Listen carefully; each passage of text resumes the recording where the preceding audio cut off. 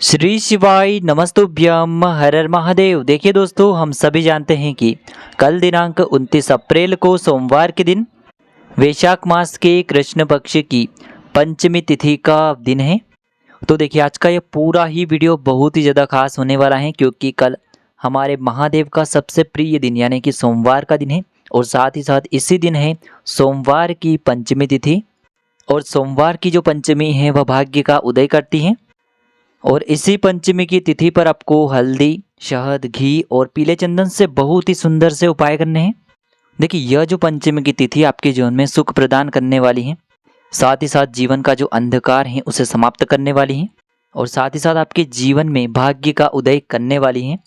तो आज के इस पूरे ही वीडियो में हम 4 महा उपायों के बारे में बात करने वाले हैं। देखिए, आज के जो सभी उपाय हैं पूज्य गुरुदेव पंडित प्रदीप जी मिश्रा की कथा के अनुसार ही आपको समझाने का पूरा प्रयास करेंगे। लेकिन उससे पहले वीडियो को लाइक करें, चैनल को सब्सक्राइब करें और कमेंट में श्री शिवाय नमस्तुभ्यम या फिर ओम नमः शिवाय जरूर लिखें। देखिए, पहला जो उपाय है मात्र आपको 1 बूंद घी से करना होगा, लड़ाई झगड़ों को समाप्त करने वाला है। दूसरा जो उपाय है आपको शहद से ओम वाला उपाय करना है। यह शहद वाला ओम आपकी घर की जो बीमारियां हैं उन्हें समाप्त करने वाला है। तीसरा जो उपाय है मात्र आपको 1 चुटकी हल्दी से करना होगा। और चौथा और अंतिम जो उपाय है मात्र आपको 1 चावल के दाने से करना होगा। तो चलिए दोस्तों, जान लेते हैं गुरुजी द्वारा बताए गए पहले उपाय के बारे में। देखिए, सबसे पहला उपाय, यदि आपके घर में बहुत ही ज़्यादा लड़ाई झगड़े होते हैं, घर में बहुत ही ज़्यादा क्लेश का माहौल बना रहता है, बच्चे लड़ते हैं, बड़े लड़ते हैं, आपस में कुछ भी अपशब्द बोलते हैं और घर का जो वातावरण है वह दिन प्रतिदिन बिगड़ते ही जा रहा है। देखिए, घर में यदि सुख शांति रहेगी तो महालक्ष्मी स्वतः ही चली आएगी।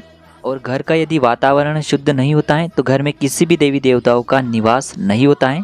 तो देखिए, इस उपाय के लिए सबसे पहले तो आपको मात्र एक तांबे के पात्र के अंदर शुद्ध जल लेना होगा।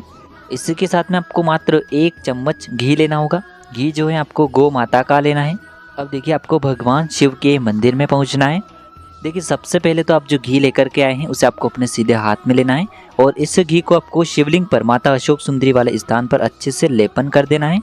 देखिए, जब भी आप यह घी माता अशोक सुंदरी वाले स्थान पर लगाएंगे तब आपके घर में जो भी समस्या चल रही हो, चाहे गृह क्लेश की समस्या चल रही हो, चाहे घर में कर्ज की समस्या हो, चाहे घर में सुख शांति नहीं हो, चाहे घर में बहुत ही ज़्यादा रोग हैं, तो उन्हें दूर करने के लिए आपको यह उपाय करना है।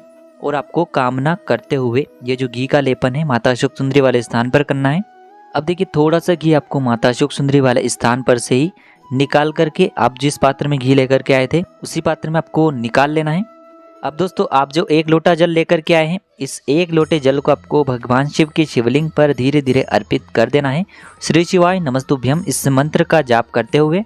जब भी आप शिवलिंग पर इस जल को अर्पित करेंगे तो यदि आप रोगों के लिए कर रहे हैं तो आपको कुंदकेश्वर महादेव का स्मरण करना है। ऋण मुक्ति के लिए कर रहे हैं तो ऋण मुक्तेश्वर महादेव का स्मरण करना है। और घर में सुख शांति के लिए कर रहे हैं तो आपको चंद्रमौली महादेव का स्मरण करना है।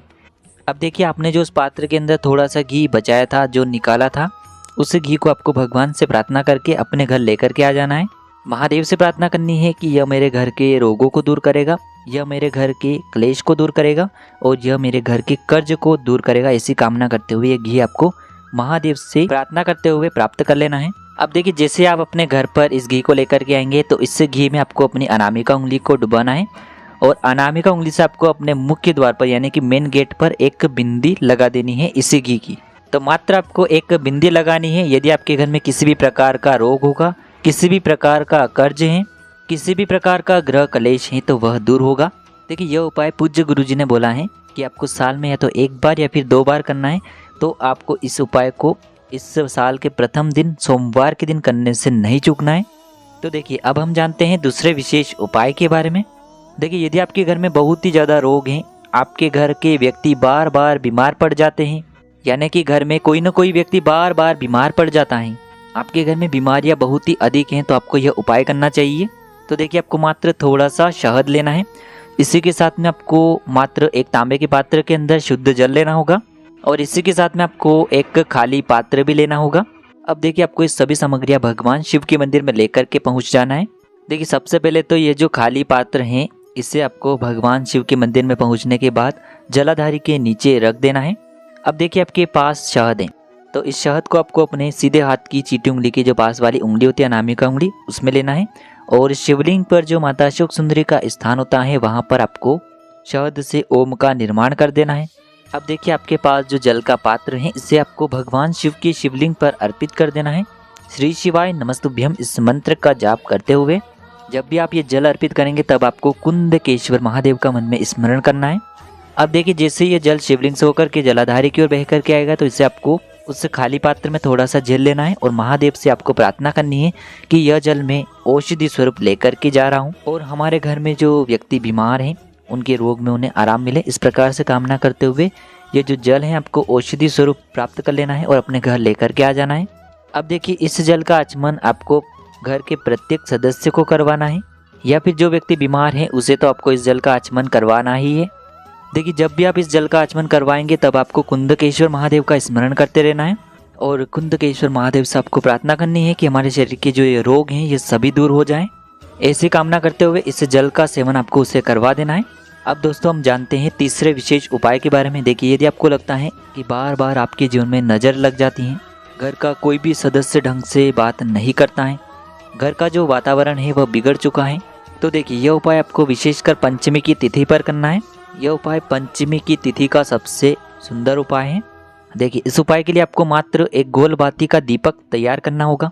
देखिए आप आटे का दीपक भी ले सकते हैं, साथ ही साथ माटी का दीपक भी ले सकते हैं और दीपक के अंदर आपको शुद्ध घी का प्रयोग करना है और इसी के साथ में आपको एक चुटकी हल्दी भी लेनी है और इस हल्दी को आपको उसी दीपक के अंदर डाल देनी है। देखिए हल्दी वाला जो यह दीपक है आपको अपने घर में जहाँ कहीं भी तुलसी जी हैं, तुलसी जी का स्थान है, वहाँ पर प्रज्वलित करना है। देखिए पूज्य गुरु जी ने बताया है कि जो भी व्यक्ति पंचमी की तिथि पर घृत का दिया और एक चुटकी हल्दी से युक्त ये जो दीपक है तुलसी जी के वहाँ पर प्रज्वलित करता है और यह दीपक जैसे ही प्रज्वलित होता है तो घर के आसपास का जो वातावरण है वह शुद्ध होता है। और दीपक को प्रज्वलित करते समय आपको भगवान विष्णु के 12 मंत्र ओम नमो भगवते वासुदेवाय इस मंत्र का 11 बार जाप कर लेना है। देखिए यह जो उपाय है विशेषकर आपको सूर्यास्त के बाद ही करना है। तो यह हो गया तीसरा उपाय। अब हम बात कर लेते हैं चौथे विशेष और इस पंचमी तिथि के अंतिम उपाय के बारे में। देखिए यदि आपके जीवन में बहुत ही ज़्यादा परेशानियाँ हैं और परेशानियाँ जो है वह जीवन से खत्म होने का नाम ही नहीं ले रही है, जीवन में एक के बाद एक परेशानियाँ आती रहती हैं, यानी कि जीवन में टेंशन और चिंता बहुत ही अधिक लगी रहती हैं, तो आपको यह उपाय करना चाहिए। देखिए आपको थोड़ा सा पीला चंदन लेना है, इसी के साथ में आपको एक प्यारी सी बेलपत्र लेनी है, एक चावल का दाना लेना है और एक तांबे के पात्र के अंदर शुद्ध जल लेना है। देखिए सबसे पहले तो बेलपत्र की जो ऊपर वाली पत्ती है उस पत्ती पर आपको पीला चंदन लगा देना है। इसी के साथ में आप जो एक चावल का दाना लेकर के आए हैं उस चावल के दाने को भी आपको उसी बेलपत्र की बड़ी पत्ती पर चिपका देना है।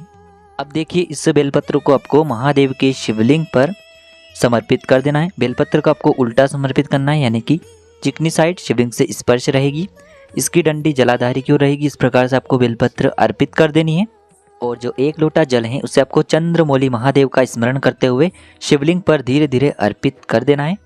देखिए यह उपाय जो व्यक्ति बहुत ही अधिक गुस्सा करते हैं यदि वह करते हैं तो बहुत ही सर्वोत्तम होता है।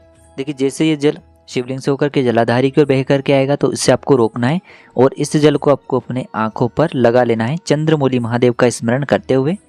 देखिए जो भी व्यक्ति ये उपाय करता है यदि वह बहुत ही अधिक गुस्सा करता है तो वह इस उपाय को कर सकता है।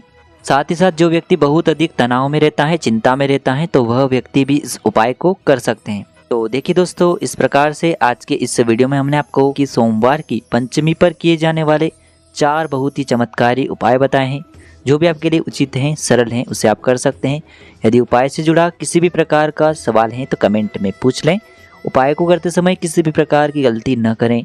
श्री शिवाय नमस्तुभ्यम। हर हर महादेव।